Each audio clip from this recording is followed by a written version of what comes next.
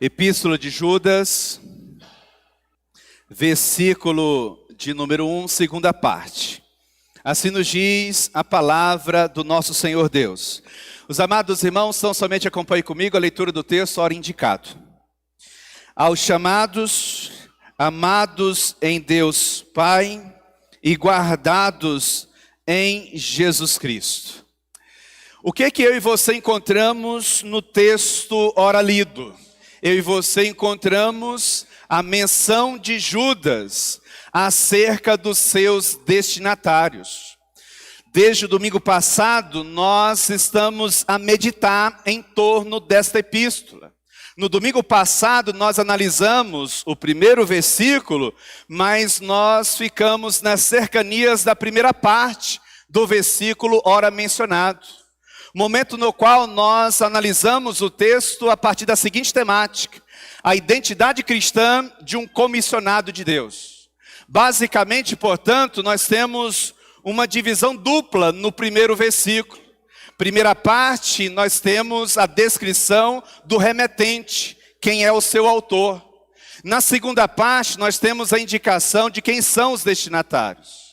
No primeiro bloco de argumentos, quando o autor vai se identificar, de modo inevitável ele apresenta a identidade cristã de alguém verdadeiramente vocacionado por Deus, de alguém verdadeiramente comissionado pelo Senhor. E faz todo sentido ele usar tais declarações, tal proposta, pois o teor principal da sua epístola é uma batalha em favor da fé, em face da proliferação dos falsos mestres, de um falso evangelho, indivíduos que se diziam ser profetas de Deus, mas que não traziam nos seus lábios, bem como nas profundezas de seu coração, a revelação do coração de Deus para o coração da sua igreja.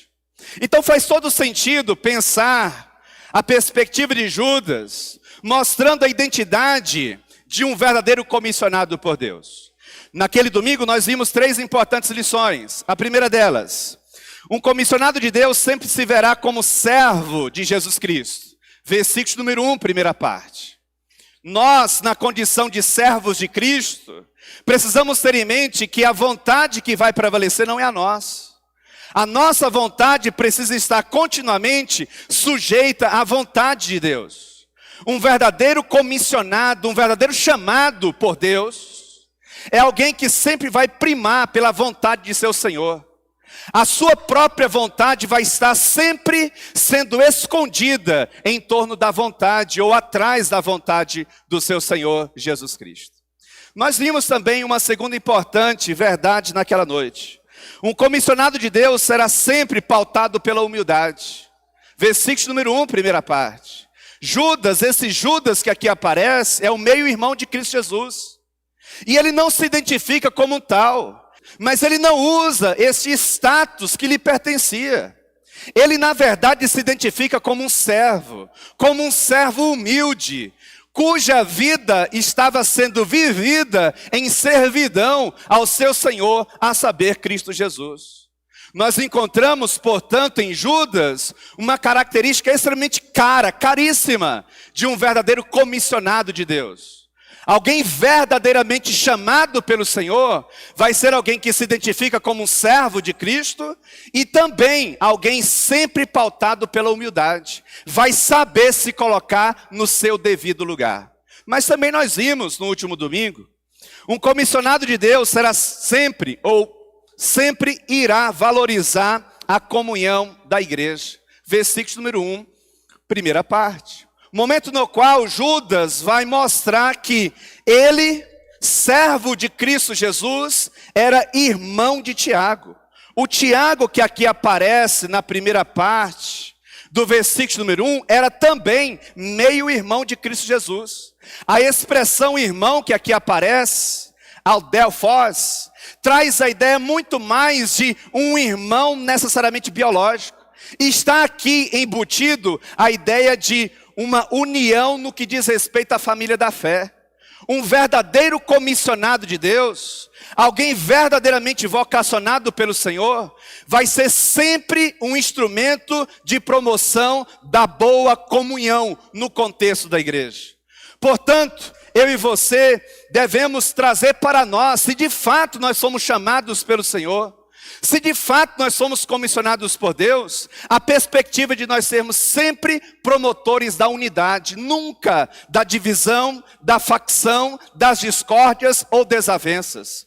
Agora eu e você também não podemos nos esquecer que a verdade dói, a verdade machuca. Ser justo no mundo de injustiças tem se tornado cada vez mais anormal, estranho. Fazer o que é certo num contexto em que todos praticamente primam pelo que é errado, sempre vai soar muito deselegante aos ouvidos dos ímpios, daqueles que são pautados pelo mundanismo e não pelo evangelho de Cristo Jesus. E o que aí você temos na sequência? Uma mudança de chave. Se no primeiro instante Judas fala de si mesmo como remetente, na sequência ele fala sobre os destinatários de sua epístola.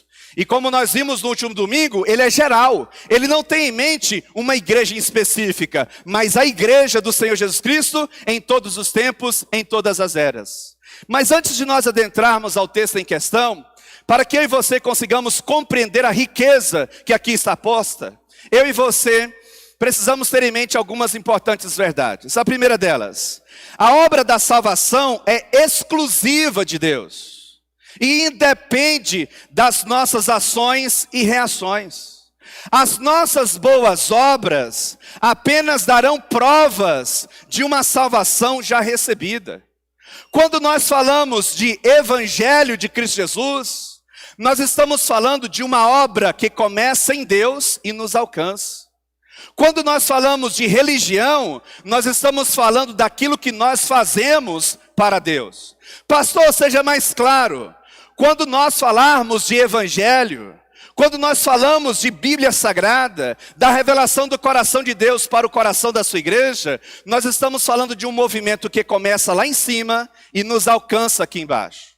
Mas quando nós tocamos em questões de religião, de religiosidade morta, cinzenta, inevitavelmente nós estamos falando de um movimento que começa aqui embaixo com destino às alturas celestiais. E aí é digno de nota que eu e você não venhamos perder de vista que no final das contas o que realmente conta pontos para a eternidade não são os nossos atos de religiosidade, mas o evangelho de Cristo Jesus sendo vivido e experimentado em todos nós. Mas também, na medida em que eu e você adentrarmos ao texto em questão, precisamos ter em mente que ao falarmos de identidade cristã, nós estamos falando daquilo que nos caracteriza na condição de cristãos.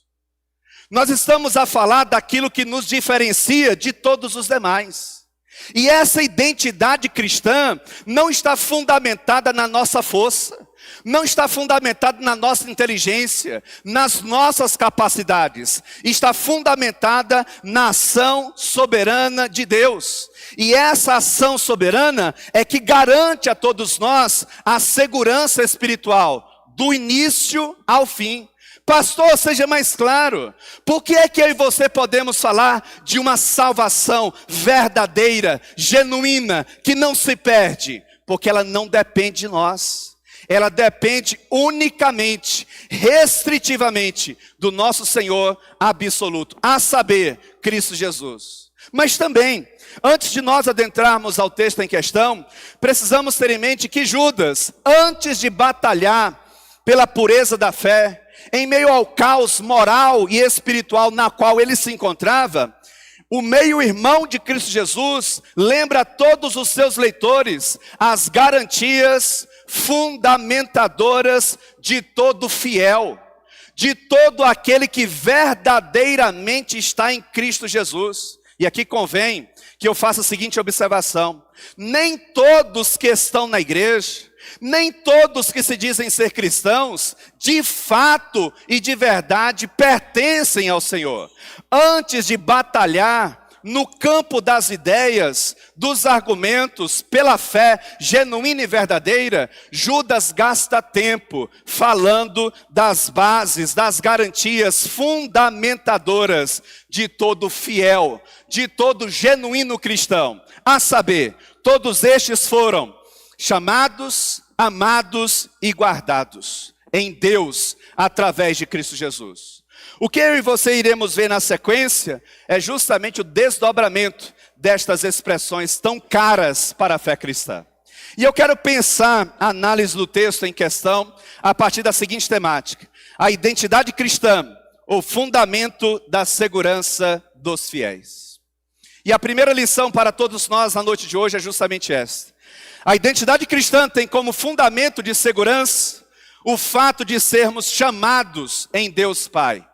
Onde é que está isso no texto? Versículo de número 1, segunda parte. Todos acompanham comigo a leitura do texto ora mencionado. Primeira parte: Judas, servo de Jesus Cristo, irmão de Tiago, aos chamados em Deus Pai. E aí eu chamo a sua atenção para alguns detalhes importantes em torno dessa expressão. Nós não somos os agentes ativos, nós somos os agentes passivos. Não foi eu e nem você, não fomos nós que nos fizemos parte do ser de Deus. Não foi eu e você que pela nossa própria intelectualidade, pela clareza das nossas ideias, pelos nossos próprios convencimentos, julgamos ser melhor trilhar os caminhos de Deus. Na verdade, eu e você não queríamos nada com o Evangelho. Nós não queríamos nada com as Sagradas Escrituras. E Ele foi ao nosso encontro, onde nós estávamos, e nos chamou. E aí eu também chamo a sua atenção para um outro detalhe. Qual? Existe um chamado geral e existe um chamado especial. Pergunta: que chamado está posto aqui? Não é o chamado geral, é o chamado especial. Qual que é o chamado geral, pastor? O chamado geral é o que esta cidade está experimentando na noite de hoje. É o que todos aqueles que têm acesso aos meios de comunicação de massa, internet, estão experimentando neste exato momento. Todos nessa cidade e pelo mundo afora estão sendo chamados pela pregação do Evangelho de Cristo Jesus a fazerem parte do Senhor Jesus, a fazerem parte da família da fé. Todos indistintamente são chamados. Só que esse chamado geral pode ser resistido. Eu e você temos condições de dizer não a esse chamado geral. Muitos, por exemplo, estão passando neste exato momento pela Afonso Pena, em frente à porta dessa igreja, mas decidiram deliberadamente, por motivos diversos, não adentrarem e por sua vez não ouvirem das Sagradas Escrituras. O chamado geral, ele pode ser resistido. O chamado geral cumpre o propósito de mostrar que nós somos indesculpáveis e que Deus é extremamente justo nas suas ações e reações, seja no sentido de absolver o culpado, seja no sentido de condenar o culpado. Só que existe uma outra moeda desse chamado, a saber, o chamado especial. E esse chamado não pode ser resistido. Ele é irresistível. E é o chamado aqui posto por Judas na segunda parte do primeiro versículo. Um chamado que eu e você não temos condições de resistir. Eu e você quem? Nós quem? Nós que estamos verdadeiramente em Cristo Jesus. Na teologia bíblica, essa é a ação soberana do Espírito Santo que atrai o indivíduo para a salvação. É aquele momento que, de alguma forma, ocorre uma mudança de chave em nossa mente, em nosso coração, nos desígnios das obras das nossas mãos, do trilhar dos nossos passos. Até então, o Evangelho não fazia sentido. As Sagradas Escrituras não fazia sentido. Nada no que diz respeito à igreja fazia sentido para nós. Tudo era muito obscuro, sem graça, sem nenhum tipo de atrativo. Aí de repente, nós escutamos um chamado irresistível, diferenciado. E aí eu chamo a sua atenção para um outro detalhe. Por que é que Judas fala do chamado de Deus em primeiro lugar? Por que ele não menciona, por exemplo, o fato de que nós somos amados por Deus e guardados em Cristo Jesus em primeiro lugar?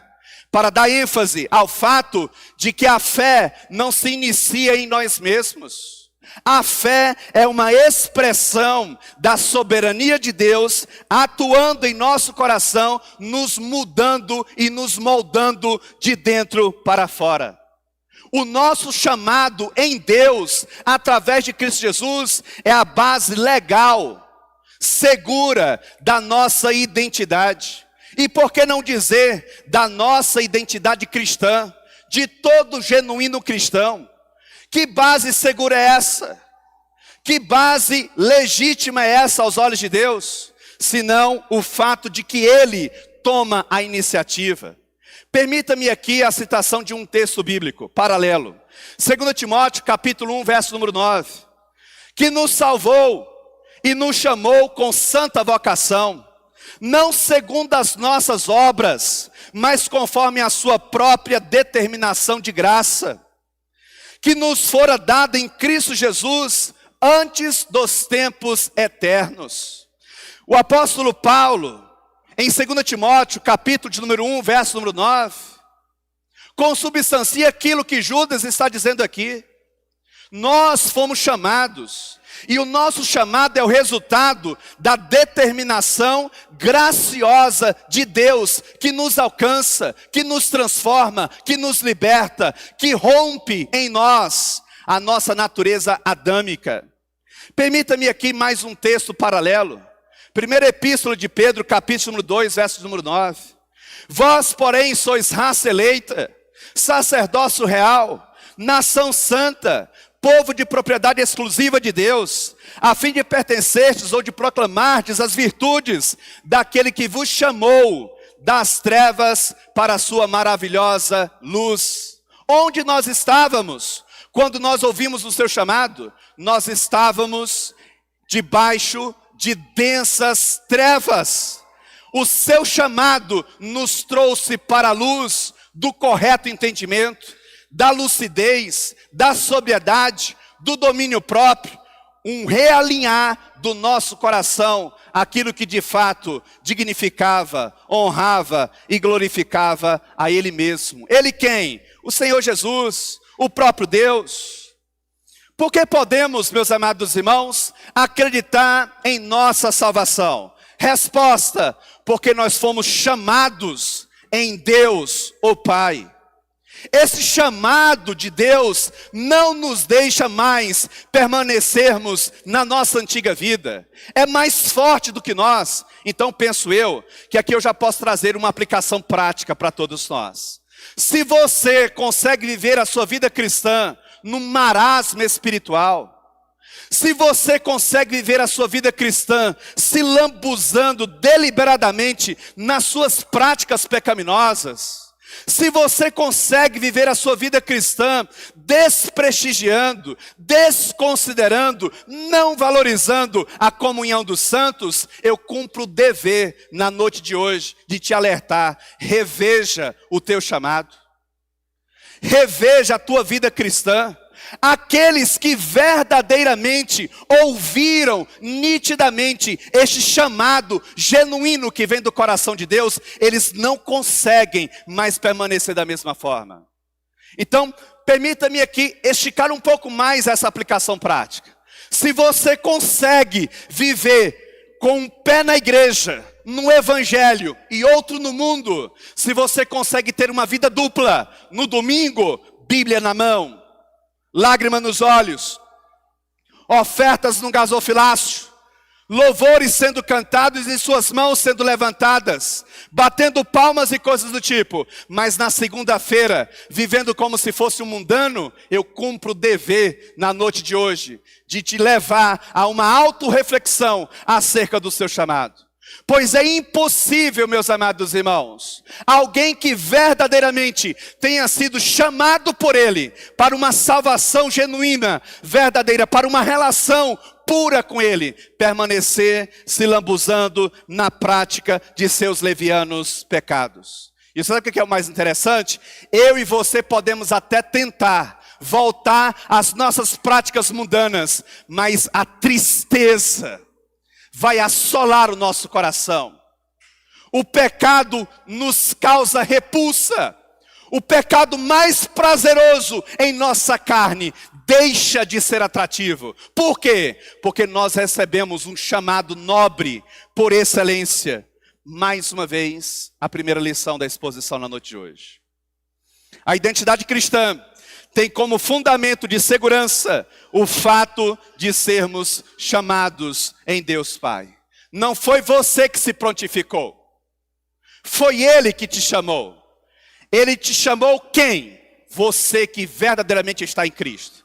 E eu estou convencido de que nem todos que aqui estão me ouvindo nesta noite estão verdadeiramente em Cristo Jesus. E a minha palavra é para você que está verdadeiramente em Cristo Jesus. Não foi você que se fez filho dele.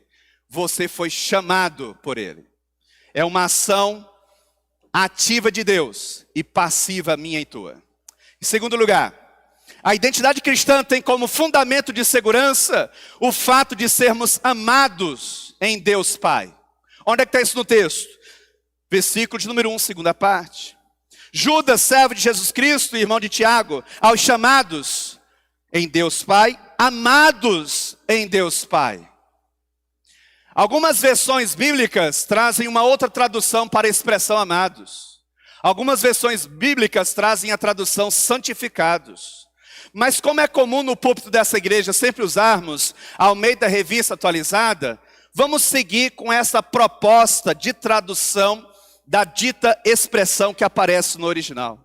A expressão amados é a forma nominal de uma expressão verbal declinada no particípio perfeito passivo. Sabe o que significa dizer? Isso pode até soar um tanto que estranho, técnico demais, desnecessário demais, mas você sabe o que significa dizer?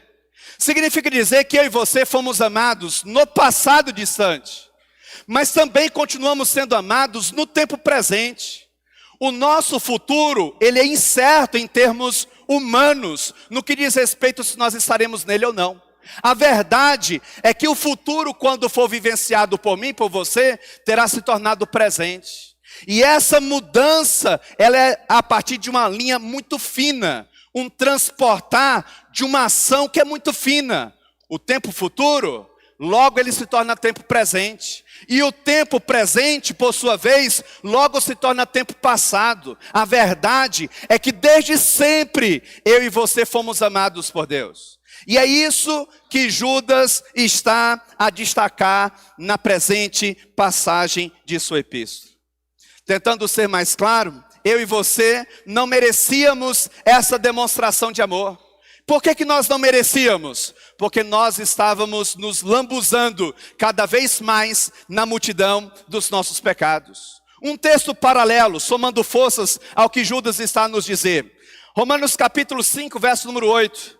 Mas Deus prova o seu amor para conosco, pelo fato de ter Cristo Jesus morrido por nós, sendo nós ainda pecadores. Chama a sua atenção para esse detalhe, qual? Ele não amou pessoas puras.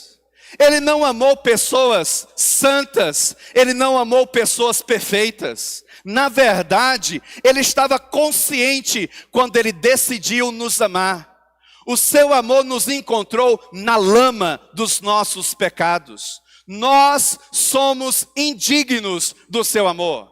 E preciso também valorizar o texto com a seguinte aplicação. É impossível experimentarmos deste amor e permanecermos da mesma forma.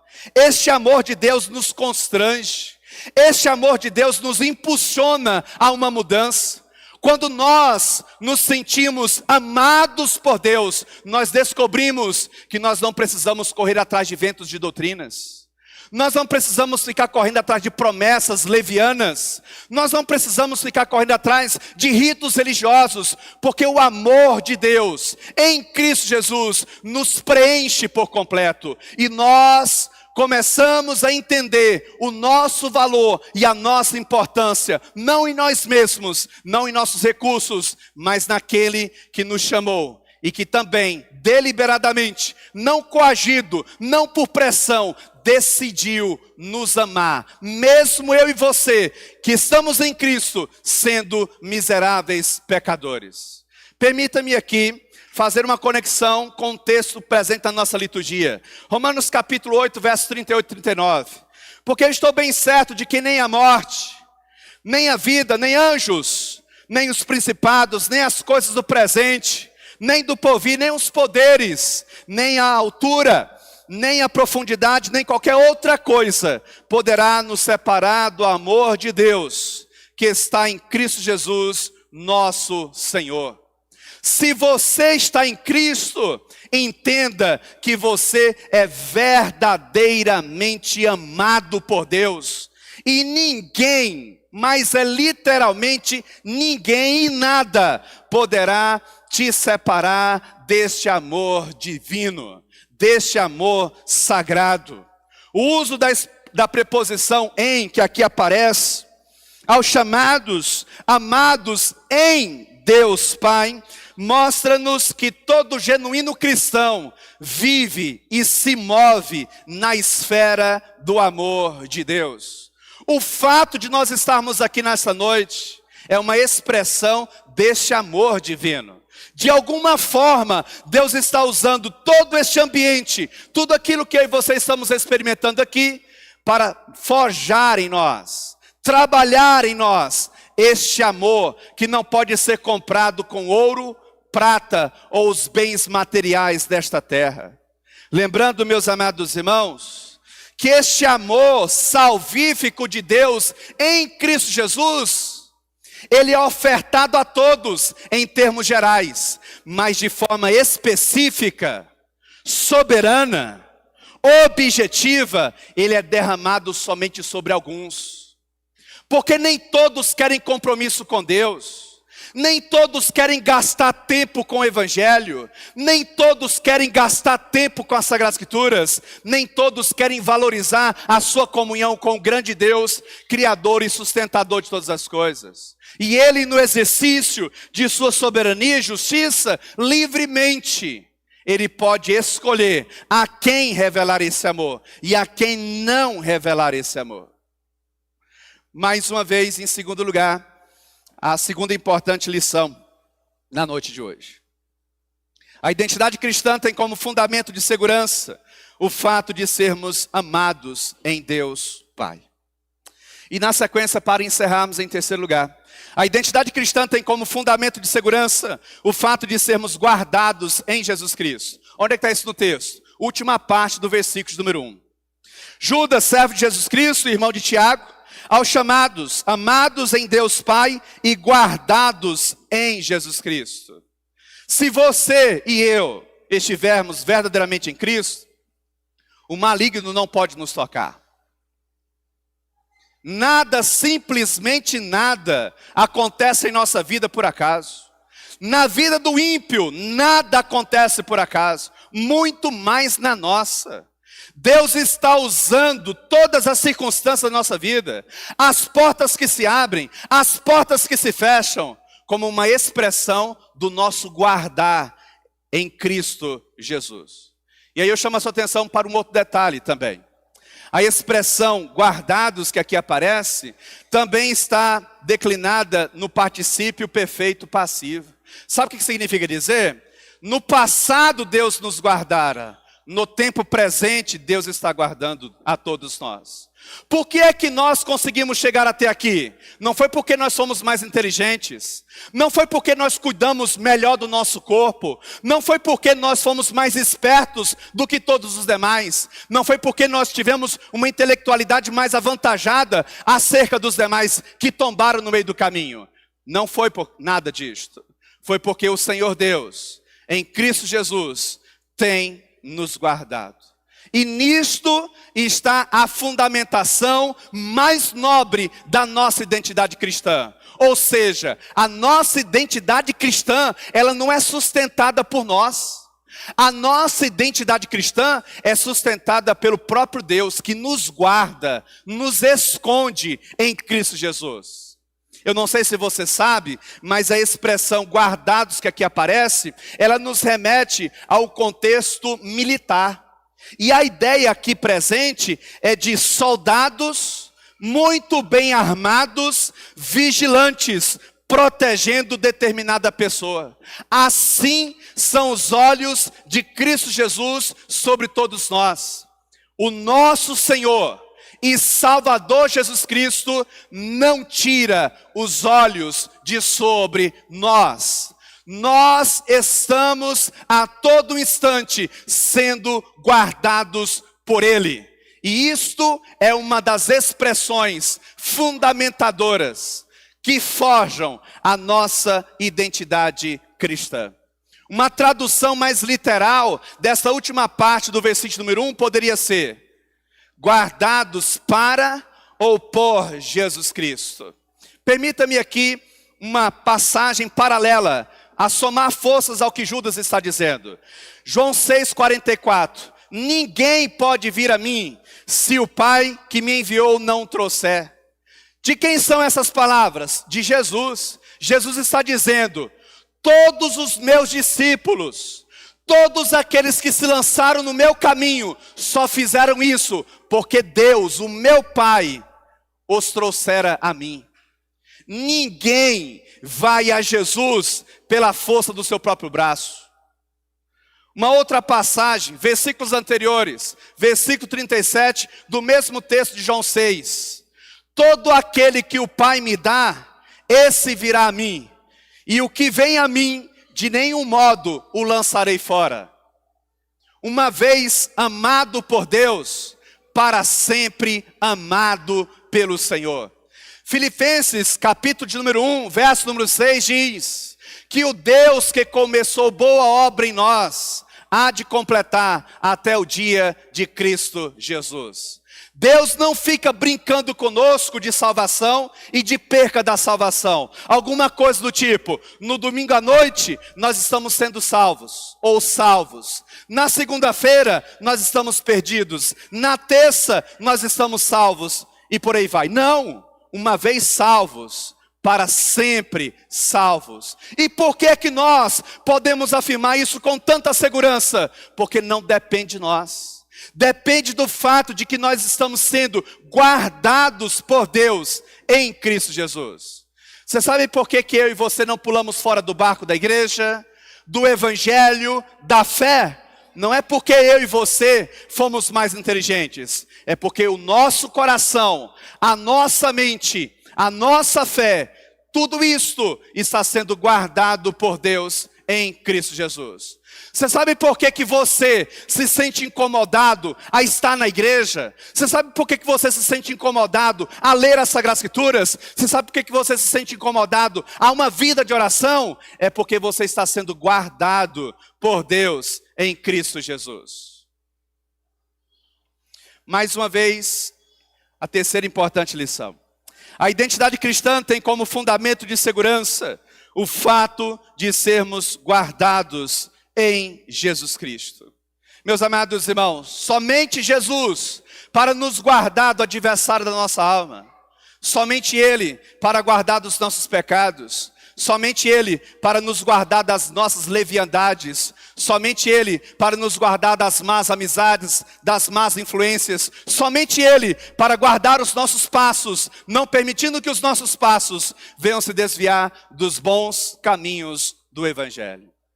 Se eu e você não estivermos sendo guardados por Deus, eu e você não conseguiremos nos manter na caminhada da fé. Portanto, se tem uma coisa que você precisa priorizar urgentemente, é a tua vida com Deus. E você sabe o que é o mais interessante? De alguma forma, você cumpre um papel importante nisto. No que diz respeito à tua santificação, abandonar o teu pecado, mas a salvação não é obra tua, nem obra minha. Que Deus tenha misericórdia de minha vida, que Deus tenha misericórdia da sua vida, e que de fato e de verdade, eu e você estejamos incluídos dentre os salvos, porque estar aqui nesta noite não é garantia nenhuma. Fazer o que eu estou fazendo aqui nesta noite não é garantia nenhuma. É possível que eu e você estejamos aqui. É possível que eu esteja fazendo tudo isso meramente como um ato religioso. E religião não salva. O que salva é o Evangelho de Cristo Jesus. É reconhecermos que nós, sem Ele, nada somos. Nós precisamos dEle para todas as coisas. Sem Ele, nossa fé vai ruir. E nós iremos nos perder na multidão dos nossos pecados. De quem que nós precisamos, meus amados irmãos? Nós precisamos de Deus em nós.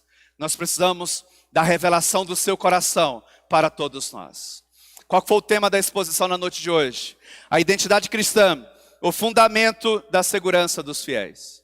3 importantes verdades foram destacadas. A primeira delas, a identidade cristã tem como fundamento de segurança o fato de sermos chamados de Deus Pai, ou em Deus Pai. Não foi eu e você que nos prontificamos, foi Ele que nos chamou. Segundo lugar, a identidade cristã tem como fundamento de segurança o fato de sermos amados por Deus Pai ou em Deus Pai. E em terceiro lugar, a identidade cristã tem como fundamento de segurança o fato de sermos guardados em Jesus Cristo. Pastor, eu consegui entender. Eu consegui entender que de alguma forma nós somos chamados, amados e guardados. E se não é Deus em nós, nós estamos perdidos. Mas em termos de aplicação prática, daqui a pouco eu vou ter que voltar para casa, muitos afazeres ainda na noite de hoje, amanhã muito cedo, muitos afazeres, muitas responsabilidades, muitas obrigações. O que sobra de tudo aquilo que foi exposto em termos práticos? Eu tenho 3 aplicações práticas que visam resumir também a exposição na noite de hoje. A primeira aplicação prática para todos nós. A sua salvação, a minha salvação não depende de nós. Não há nada que você possa fazer. Não são as tuas boas ações. Não é porque você tem ações de caridade. Não é porque você ajuda o pobre. Não é porque você ajuda o necessitado. Nada, simplesmente nada em nós nos torna dignos de recebermos a salvação de Deus. Então, como é que nós vamos ser salvos, pastor? Pela fé, como uma expressão do chamado de Deus.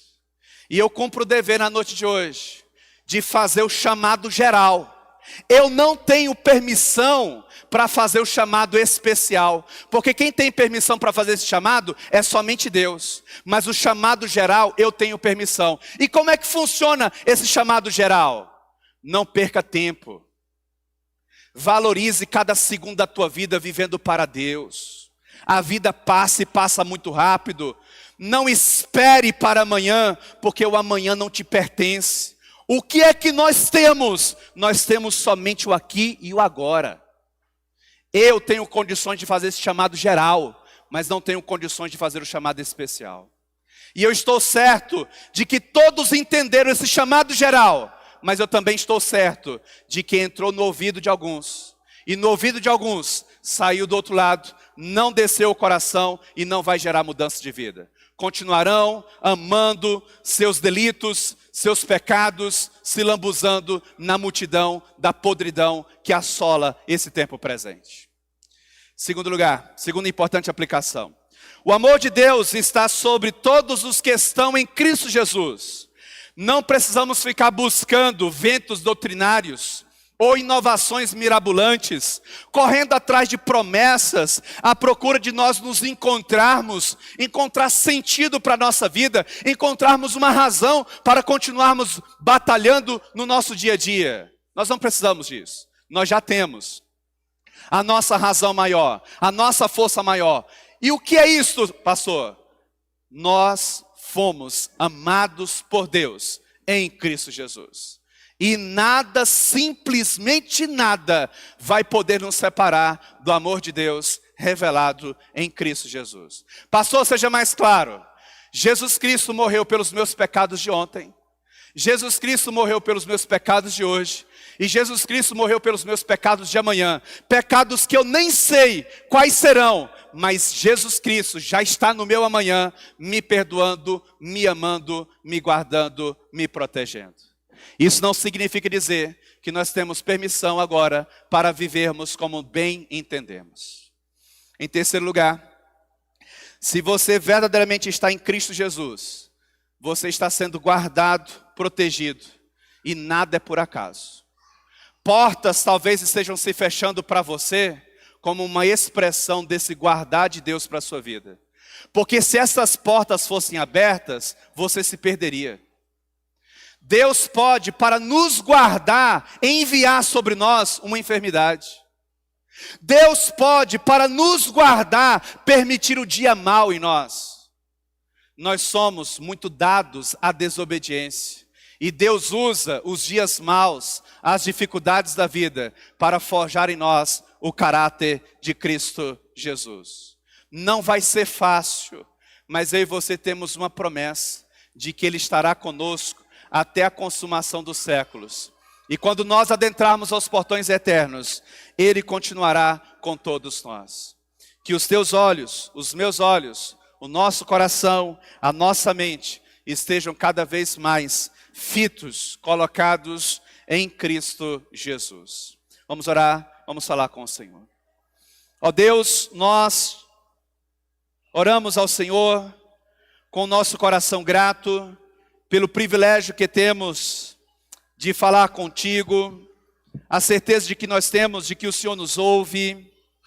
Ó Deus, tenha misericórdia da nossa vida. Apregoa, Senhor Deus, ao nosso coração as verdades do Evangelho. Não permita, Senhor Deus, que os prazeres deste tempo venham roubar de nós as verdades que ecoam da Tua poderosa palavra. A Tua palavra foi pregada nesta noite e eu clamo ao Senhor, complemente essas verdades ao coração de todos os meus amados irmãos, dos nossos amados visitantes. O Senhor conhece-nos melhor do que nós mesmos. O Senhor sabe como está a nossa vida. O Senhor sabe como está a nossa história. O Senhor sabe como está cada um aqui presente. Tenha misericórdia de nós, ó Deus. Cubra-nos, ó Deus, com a Tua graça. Nós que fomos chamados, amados e guardados por Ti, continue, Senhor. Porque se o Senhor não for conosco, nós não vamos conseguir. Que esta igreja, Deus, possa cada vez mais se dedicar às coisas do Senhor. Priorizar as verdades que ecoam da Tua poderosa palavra. Em Cristo Jesus, nós oramos, te louvamos. Amém e amém.